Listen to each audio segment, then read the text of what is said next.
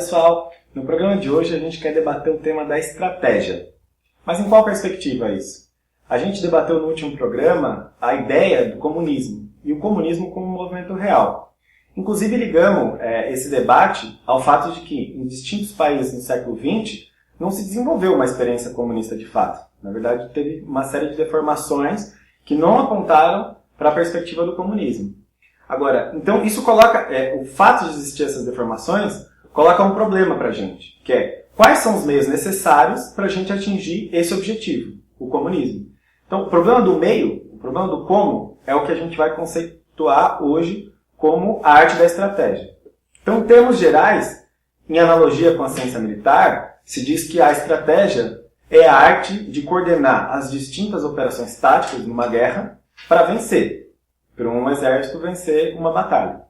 Se a gente for fazer uma analogia com esse conceito com a política, a gente pode dizer que a estratégia é a arte de ligar as distintas ações dos trabalhadores, a partir do seu instrumento, um partido, com o objetivo de vencer, ou seja, de fazer uma revolução social. Claro, eu acho que esse prisma da estratégia é muito bom, justamente essa visão da estratégia como a concatenação das diversas atividades que você faz, né, da luta política. Com o objetivo, acho que esse prisma permite, inclusive, a gente enxergar as experiências da luta de classes, as experiências históricas, e ver, do ponto de vista da atualidade, que é o único que vale, de fato, para um comunista, né, da luta atual pelo comunismo, desse ponto de vista, poder verificar em cada experiência quais são aqueles elementos que nos aproximam do seu objetivo, que devem ser reforçados, que fazem parte, são constitutivos da nossa estratégia revolucionária, da nossa estratégia do comunismo, e quais são os elementos que devem ser rejeitados, que na verdade afastam a gente desse objetivo.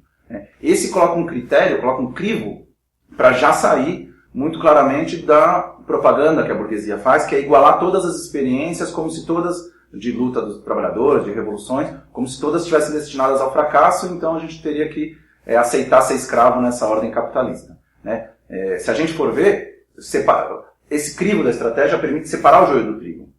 Então, se a gente for ver as principais experiências que constituem a estratégia pela positiva, a estratégia do comunismo que são válidas para hoje, a gente vai ver que um primeiro salto fundamental que o marxismo deu foi quando o próprio Marx teve a experiência de ver com seus próprios olhos a Comuna de Paris e ter a humildade e a sabedoria de aprender com essa experiência real e incorporar, teoricamente, as lições da Comuna. E qual foi a principal delas?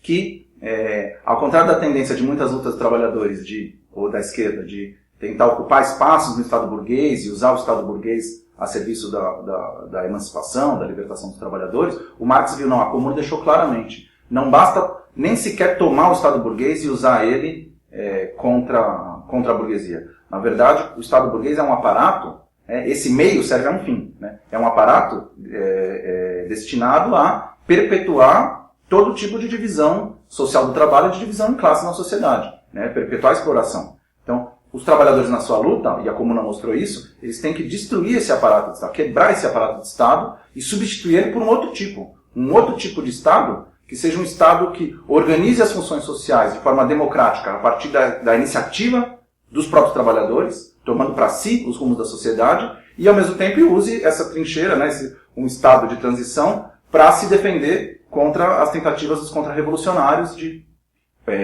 levar as coisas para trás, levar as coisas de volta para o capitalismo. Então, essa foi um primeiro marco que o Marx chamou de ditadura do proletariado. Ou seja, democracia ampla para os trabalhadores, mas uma ditadura, ou seja, um regime de exceção contra os exploradores.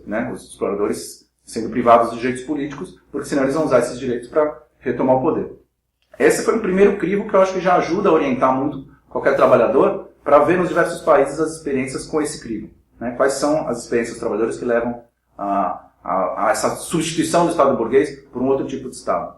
E a experiência seguinte, que mais esclarece, eu acho, a estratégia para os nossos tempos, é a Revolução Russa, sem dúvida. A Revolução já de 1905 na Rússia, mas principalmente a Revolução de 1917, onde o partido de Lenin e Trotsky conseguiu, atuando nos soviets, que eram o quê? Os conselhos operários, conseguiu dirigir essa revolução até a expropriação da burguesia e o início da transição socialista.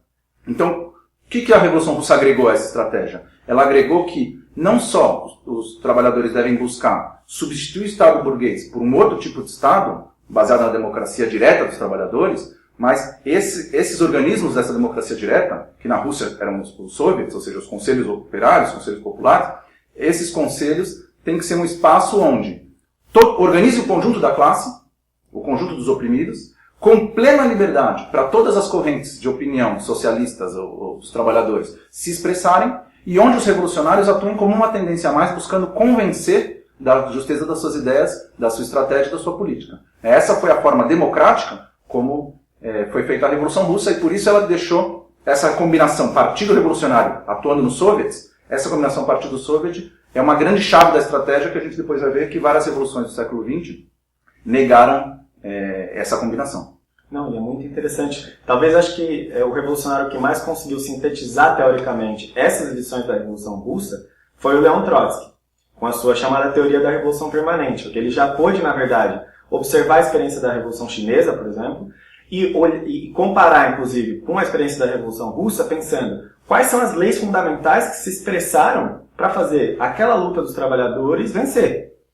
Então, entre três leis fundamentais, três partes fundamentais da concepção da teoria da Revolução Permanente, o Trotsky, na verdade, aponta como uma primeira a ideia de que, naquela nova fase que se abria, chamada época imperialista, uma época de revoluções contra revoluções, de guerra mundial, de crise econômica, só a burguesia já não estava mais disposta a dar nenhuma concessão, avançar quase nada progressivamente no interior das sociedades.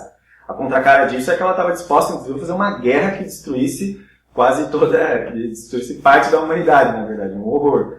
Então, dentro da primeira lei, o que o Trotsky vê é só o proletariado pode ser o sujeito capaz de levar não só o desenvolvimento do socialismo, mas inclusive tarefas da Revolução Democrática que a burguesia já não vai levar mais hoje. Então, por exemplo, se a gente fizer uma analogia com o Brasil, a classe dominante no Brasil, a burguesia, hoje é completamente vinculada ao que existe mais atrasado, aos latifúndios. Não está disposta a fazer concessões elementares, como num país cheio de terra, fazer uma reforma agrária. Então, quem pode fazer essas demandas, por exemplo, no nosso país? Só os trabalhadores. Isso é uma lei histórica que já se coloca na nossa época, que o Trotsky percebeu como ninguém, que é parte da estratégia, ou seja, do proletariado como sujeito dessas tarefas e do desenvolvimento socialista da sociedade. Agora, esse desenvolvimento não pode se dar em um país só. Isso foi um debate que já começou lá na década de 20, que o Trotsky fez contra o Stalin, e, na verdade, se perpetuou em distintas revoluções, que era a ideia que o Stalin tinha do socialismo num só país. O Trotsky via o imperialismo hoje, o capital como ele se conforma nos distintos países, ele vai atacar todas as experiências revolucionárias que tiverem. Não tem a possibilidade de se desenvolver o socialismo em um país e ele ficar lá isolado. Não. Inclusive, a Revolução Russa mesmo enfrentou uma série de... O próprio Trotsky, como comandante do Exército Vermelho, enfrentou uma série de exércitos dos distintos países, das distintas potências que queriam acabar com a Revolução. Então, o proletariado, ele não tem pátria nesse sentido, na perspectiva do comunismo. Porque ele quer a emancipação de todos os países, de todos os trabalhadores. Então, é um proletariado internacional e deve combater dessa forma. Então, essa é uma segunda lei histórica fundamental para os processos, um outro critério de estratégia. E um terceiro ponto que o Trotsky observou é justamente que, para se desenvolver a tomada do poder, a conquista do poder por parte dos trabalhadores, ela não leva ao comunismo imediatamente. Pelo contrário, ela só coloca o problema.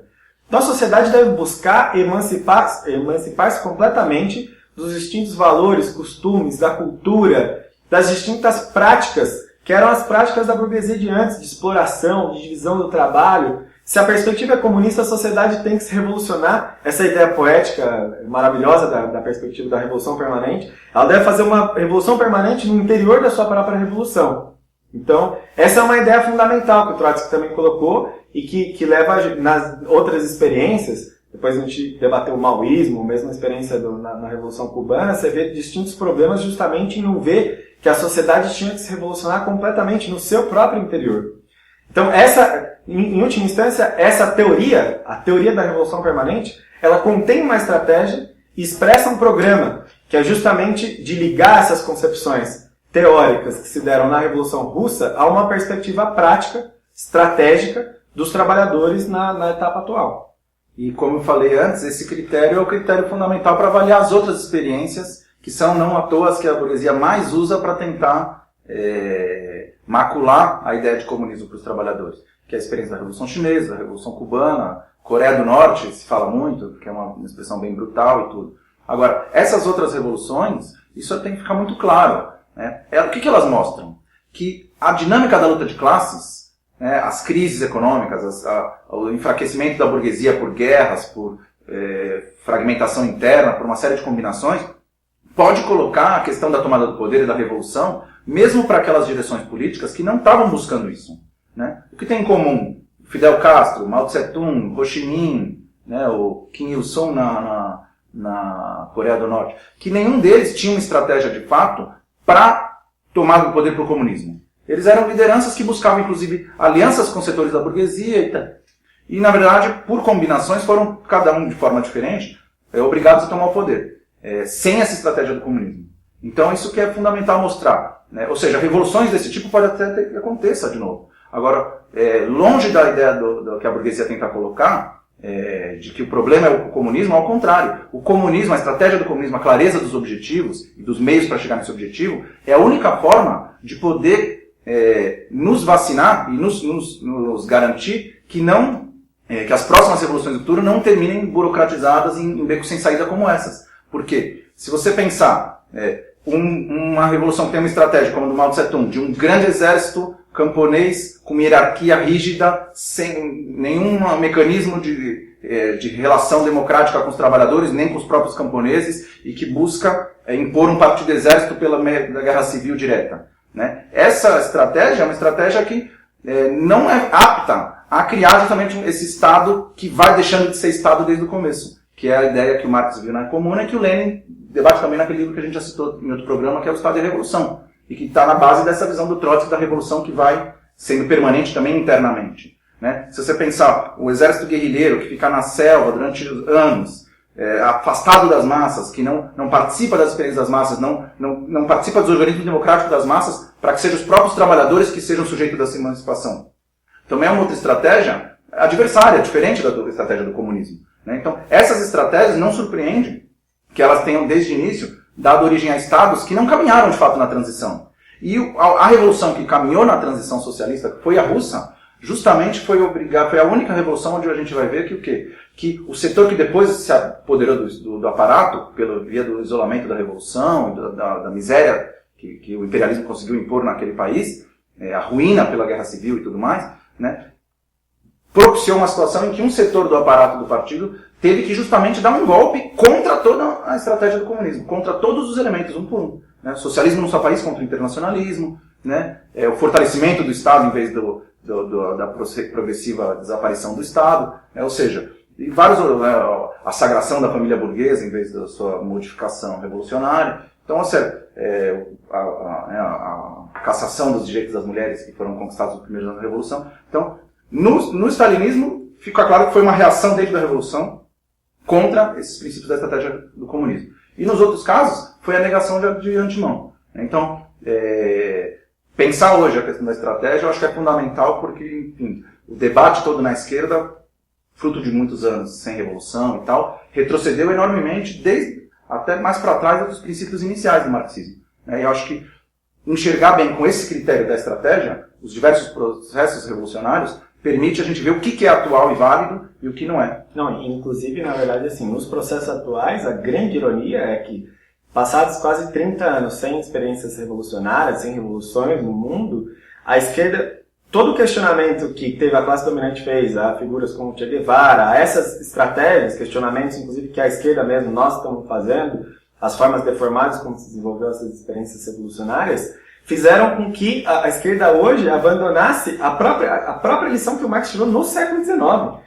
Que era o quê? De que não vai ser pela via do Estado burguês que a gente vai, ou seja, com uma série de parlamentares ou entrando inclusive no executivo desse Estado, em que a gente vai caminhar e avançar para o desenvolvimento comunista da sociedade. Então as principais experiências hoje que muitos da esquerda reivindicam, por exemplo, na América Latina com o chavismo, o bolivarianismo, agora na Europa com o Syriza, o Podemos, ou mesmo agora alguns estão reivindicando alguns candidatos do Partido Democrata nos Estados Unidos, são todas experiências que retrocederam completamente as lições do século XX.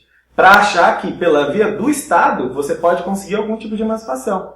Então hoje, mais do que nunca, a retomar o debate sobre a estratégia do comunismo é mais atual do que nunca. Porque além de fazer esse questionamento das deformações que tiveram nas revoluções do século XX, é questionar de frente, na verdade, essas estratégias hoje reformistas que acham que pela via do Estado vão conseguir alguma emancipação.